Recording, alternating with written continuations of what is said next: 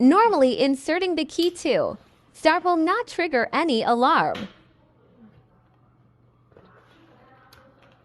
When the electric bike is turned off, press on the remote control. Moving the electric bike will sound an alarm. If you need to cancel the alarm, press on the remote control.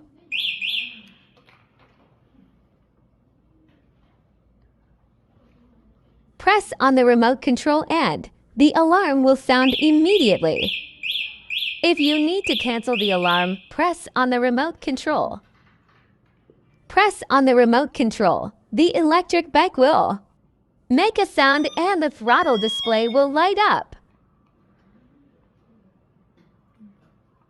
This will help you find your electric bike. Quickly, then press on the remote control and insert the key to start.